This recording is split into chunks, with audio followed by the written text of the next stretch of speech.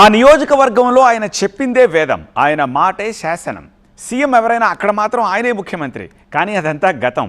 ఇప్పుడంతా రివర్స్ అయిపోయింది. ఓ రేంజ్లో హవా నడిపించిన ఆ నాయకుడు ఇప్పుడు నోరు తెరిస్తే ఒట్టు. ఇవే తన చివరి ఎన్నికలంటూ ప్రచారంలో చెప్పిన ఆ నేత అనుకోని ఓటమి తర్వాత ఇప్పుడేం చేయబోతున్నారు? మళ్ళీ లైమ్లైట్లోకి వస్తారా, లేక వారసుడిని దించుతారా? ఇంతకీ ఆ నాయకుడు ఎవరు? ఆయన మౌనానికి కారణమేమిటి? రాచమల్లు పొలిటికల్ రాగం మారిందా? శివప్రసాద్ రెడ్డి సైలెన్స్ కు కారణమేంటి? వారసత్వం బామ్మర్దిదా, కుమారుడిదా? కడప జిల్లా పొద్దుటూరు నియోజకవర్గంలో 10 ఏళ్లుగా ఎదురులేని రాజకీయం చేసిన రాచమల్లు శివప్రసాద్ రెడ్డి ఒక్క ఓటమితో సైలెంట్ అయిపోయారు. స్థానికంగా తనకంటూ ఒక క్రేజ్ ను క్రియేట్ చేసుకున్న రాచమల్లు 2014 ఎన్నికల్లో తొలిసారి ఇక్కడ విజయం సాధించారు. అప్పుడు ప్రత్యర్థి పార్టీ ప్రభుత్వాన్ని ఏర్పాటు చేసినా తన పట్టును కోల్పోలేదు. ఇక 2019లో మరోసారి గెలిచాక రాచమల్లు రాజకీయం గురించి చెప్పనవసరమే లేదు. రాష్ట్రానికి సీఎం జగన్ అయితే ప్రొద్దుటూరుకి నేనే సీఎం అంటూ బహిరంగంగానే ప్రకటించుకున్నారు. అలాంటి రాచమల్లు 2024 ఎన్నికల్లో ఎదురైన ఓటమితో కామైపోయారు.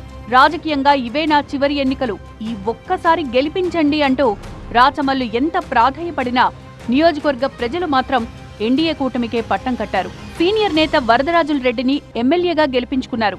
దీంతో మాజీగా మారిన రాచమల్లు పొలిటికల్ గా డీయాక్టివేట్ అయిపోయారు. అప్పుడప్పుడు ప్రెస్ మీట్లు తప్ప ప్రభుత్వానికి వ్యతిరేకంగా పెద్దగా కార్యక్రమాలేమీ చేపట్టలేదు. అయితే ప్రచారంలో చెప్పినట్టుగానే రాజకీయాలకు గుడ్ బై చెప్పేశారా అనే చర్చ జరుగుతోంది.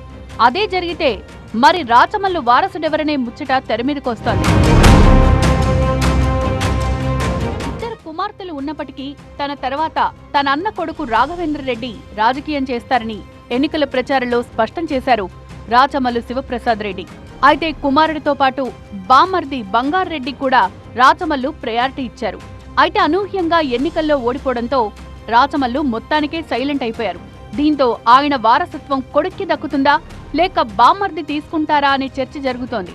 అయితే రాచమల్లు ఓడిపోవడానికి ప్రధాన కారణం ఆయన బామ్మర్ది బంగారు రెడ్డి అని నియోజకవర్గంలోని ప్రజలే కాదు, పార్టీ క్యాడర్ కూడా గుసగుసలాడుకుంటోంది.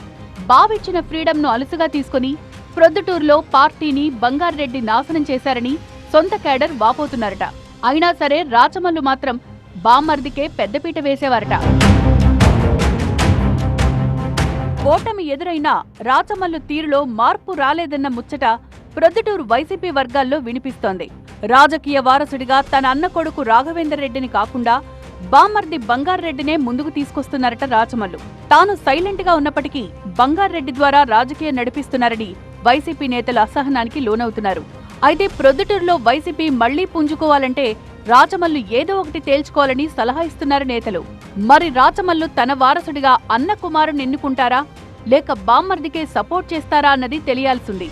ఈ 2 ఆప్షన్స్ కుదరకపోతే మళ్లీ తానే రంగంలో దిగి ప్రొద్దుటూరులో చక్రం తిప్పుతారా అనే చర్చ కూడా లోకల్ గా నడుస్తోంది. ఎంత తొందరగా మౌనం విడితే పొలిటికల్ గా ఆయనకు అంత మంచిదంటున్నారు పొలిటికల్ విశ్లేషకులు.